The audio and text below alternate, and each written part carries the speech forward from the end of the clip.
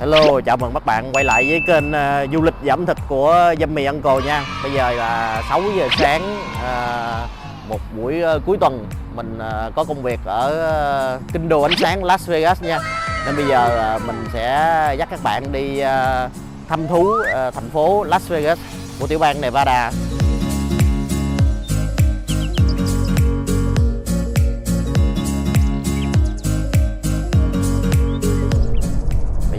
Sáng chủ nhật nha, đường xá khá vắng. Lý do là tại vì dân chơi ở Las Vegas đó, thường ở dân chơi họ chủ nhật là họ đổ về chứ họ không có đổ lên. Đây, nhiều bạn hay hỏi đi lái xe đường dài cảnh sát Mỹ có núp bắn tốc độ không nha. Có hết á, bắn y như Việt Nam vậy, chứ không có gì hết trơn. Hay núp vô mấy cái lùm ở trong đường cứu hộ nè. Đây, trước mặt các bạn là sa mạc nha. Thành phố Las Vegas là nó nằm ở một cái tiểu bang Nevada, đúng nghĩa là chảo lửa luôn, là sa mạc. Nhiệt độ bên ngoài trời lúc này là cỡ 100 độ á, bắt đầu nóng rồi.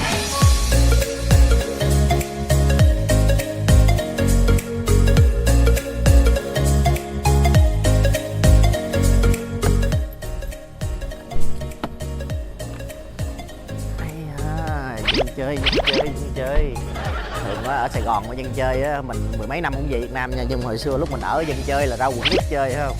Giờ mình đây mình có cái nhà hàng là kêu là District One nè, là quận nhất nè. Hôm nay mình có cơ hội mình tới đây mình quay nhà hàng này, mình có biết anh chủ tiệm này, lát có nhiều khi anh ra, nếu mà ảnh đồng ý mình sẽ phỏng vấn ảnh vài câu nha. Thì nhà hàng này đặc biệt là ảnh nâng tầm cái món phở lên. Người ta là xưa giờ mình ăn là phở bò, phở gà không à. Giờ ổng nấu phở tôm hùm luôn, nấu vậy nó sốc. Đó, bây giờ mình ở trong nhà hàng nha, nhà hàng kêu là quận 1 nè, District One nè, Kitchen and Bar. Hồi nãy á, nó mở cửa lúc 11 giờ. Mình cứ tưởng á, là 11 giờ mình thành ra mình đứng ở ngoài mình hang out rồi mình ngồi mình chơi rồi mình uống cà phê mình ngáo vô đây. Trời ơi, chờ 1 tiếng đồng hồ. Vô đây chờ 1 tiếng đồng hồ, nhà hàng đông khủng khiếp các bạn. Bây giờ là mình ở đây quầy bar của nhà hàng District One, thì mình có gặp anh đây, anh Khải Vũ, chủ nhà hàng. Chủ nhà hàng coi như là đây là đó, có những cái món nè, món phở tôm hùm đó, rất là độc đáo của nhà hàng. Hân hạnh hôm nay là tới gặp anh nha. Em đang làm cái kênh YouTube, cũng quay nhà hàng không, lát có gì em gửi link cho. Enjoy. Rồi anh Khải, anh cho hỏi lý do ở đâu mà anh lên cái ý tưởng mà anh làm cái phở tôm hùm vậy?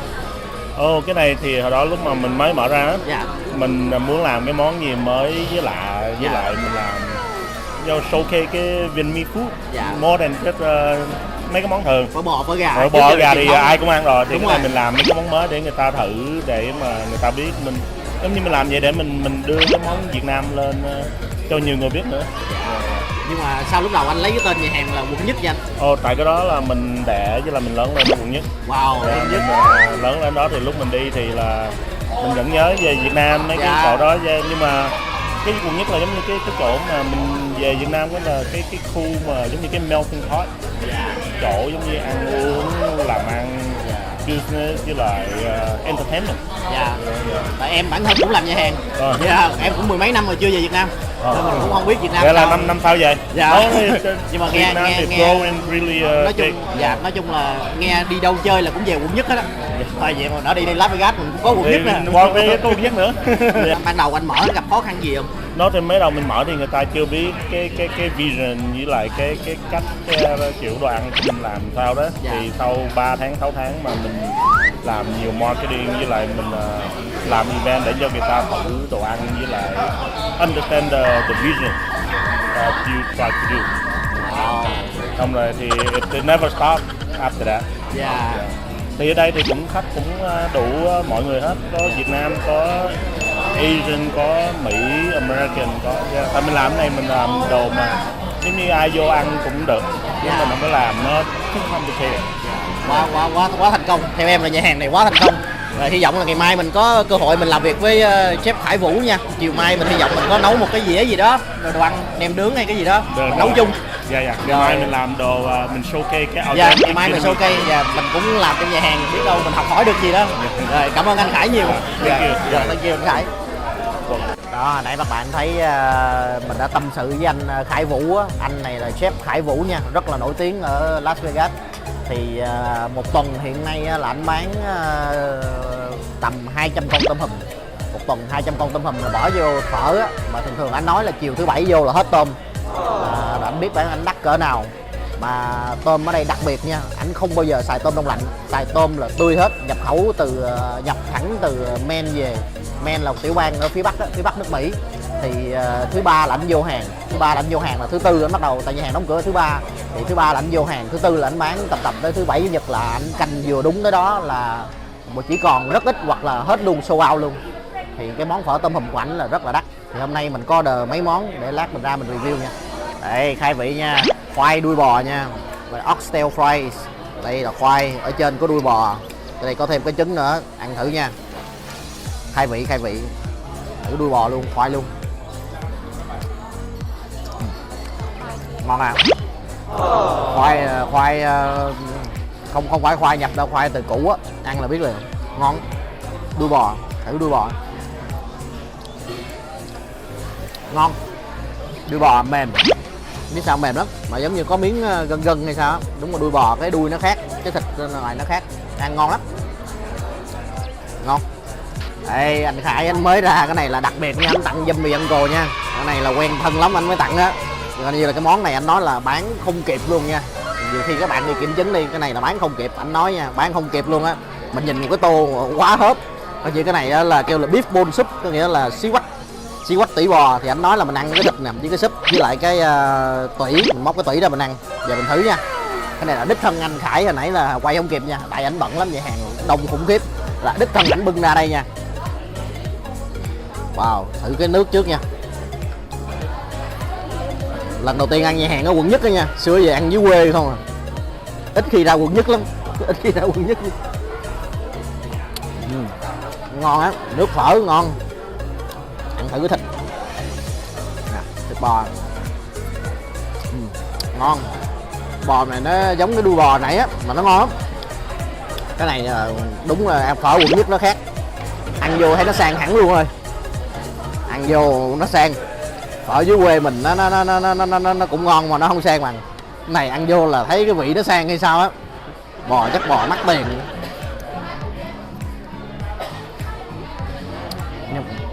Ngon lắm, ngon thiệt. Đây, anh Khải anh mới bưng ra thêm 2 món nha. Cái món đinh là cái món cuối cùng, các bạn nhớ chờ tới cuối video để coi cái phở tôm hùm nó đặc biệt mà nó đẹp ngon sao nha. Còn cái này là món ốc nè, ốc escargot. Escargot của anh Khải anh làm nha, mình coi thử nha. Ốc này ốc gì ăn thử là biết liền. Giống ốc hấp xả của mình đó, hình như đây có xả nè. Giờ mà ốc mà phải ăn tay nè. Đồ bóc ra.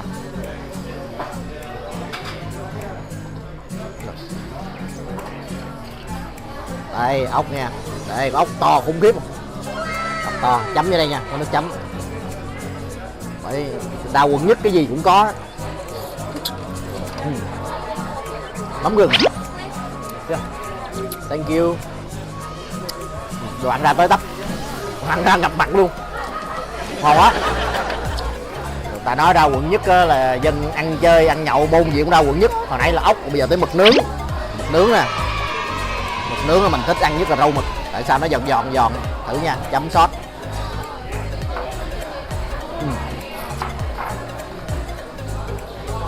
Nướng bỏ ớt bột lên, cay, ngon.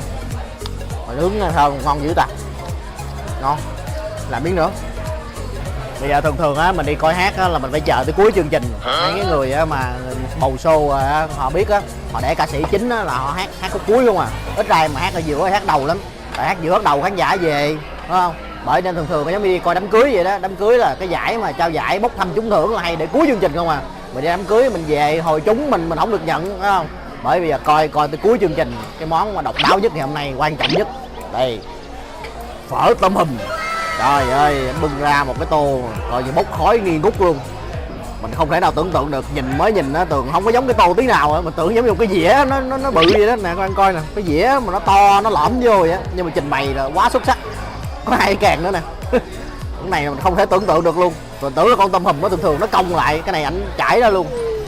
Thì là quá ý tưởng quá tuyệt vời, bởi anh nói quan trọng nhất á là anh làm cái nhà hàng này cũng được 8 năm rồi, quan trọng nhất đó là anh muốn show cho mọi người biết được cái vision, cái tầm nhìn của anh. Thì thực ra cái đó là chỉ có mình ảnh biết thôi chứ đâu ai biết đâu, mà ảnh muốn cho mọi người thấy được cái vision thông qua những cái món ăn của ảnh. Đây thử nha, phở ngon,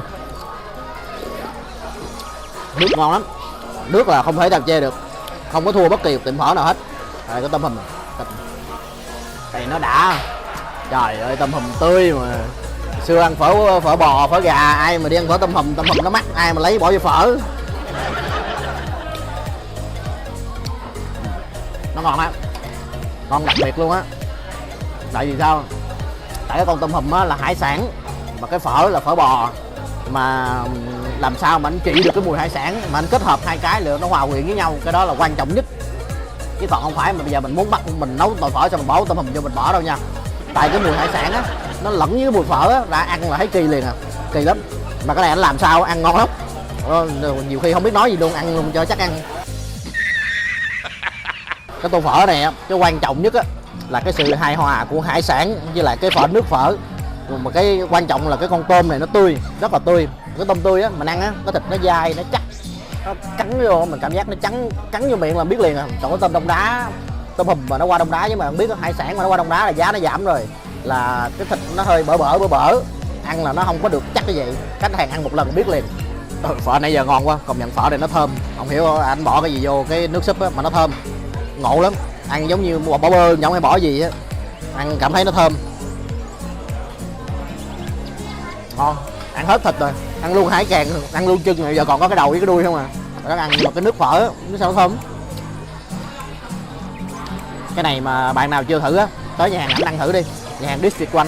Lát mình bỏ cái địa chỉ ở dưới, nhưng mà nhớ nha, quan trọng nha, một là đặt bàn trước, cái đó là warning trước nha. Hai là không phải tới đây xếp hàng chờ nha, chứ đừng có nói tới vô không được rồi nói nha.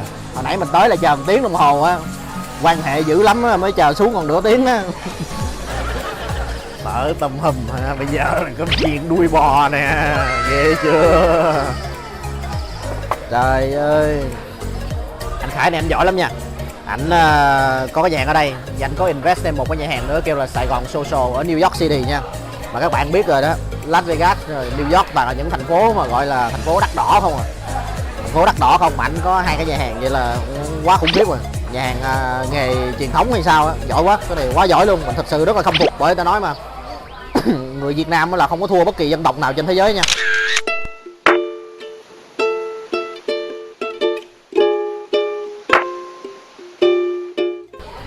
Người Việt Nam rất giỏi luôn, ăn thử nha, cơm chiên đuôi bò. Ngon. Trước giờ nãy giờ là mình ăn cũng khá đuối rồi đó, khá no. Mình tưởng cơm chiên là nó thường thôi, cơm chiên là nó không cơm chiên thôi.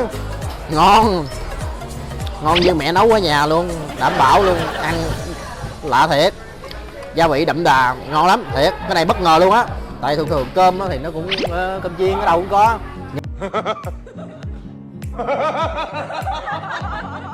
Nhưng mà cái cơm này ăn là ngon á. Cái này là coi như nấu mà đem dưới quê mình chắc cũng chưa có, ngon lắm. Đuôi bò mềm, hầm sao mềm lắm, nhưng mà cái gia vị làm vừa lắm, không hiểu sao nữa, vừa lắm. Rồi bây giờ ra bill rồi nha, để coi bill nhiêu tiền. Trả rồi.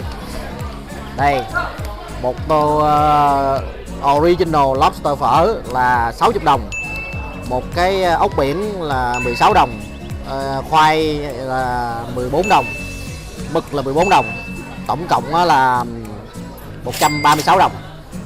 Giá này theo mình ở Las Vegas là quá chuẩn, là quá hợp lý rồi. Một tô phở mà bây giờ ăn ở dưới mấy khu như Los đồ hay San Jose đồ cũng cỡ 14-15 đồng, ăn hai người ra 30-40 đồng là bình thường, tiếp là bình thường. Cái này á là nãy giờ mình ăn là 4 người mà ăn không hết luôn nha, ăn nhiều lắm, ăn không hết được. Còn phải tu go về 2 món mà, tu go cái mực với lại cái cơm về mà ăn rất ngon, mà ăn không hết luôn. Giá này theo mình thấy là quá chuẩn ở Las Vegas, quá tuyệt vời. Mấy bạn nào mà đi du lịch Las Vegas tới thử nhà hàng District 1 nha. District 1 là quận nhất á, mới thấy được cái đẳng cấp của dân quận nhất nó làm nhà hàng. Bây giờ mình ra khỏi nhà hàng District 1, nhà hàng quận nhất rồi nha. Bây giờ mình trên đường đi về khách sạn của mình ở khách sạn tên là Win. Khách sạn đó là cũng một trong những khách sạn mà cũng thuộc hàng top của Las Vegas á. Có gì lát nữa mình quay phim cho mấy bạn coi. Các bạn nhớ like, share, subscribe kênh của mình nha, để mình có thêm động lực để mình đi phỏng vấn rồi mình đi chỗ này chỗ kia quay phim cho mấy bạn coi nha.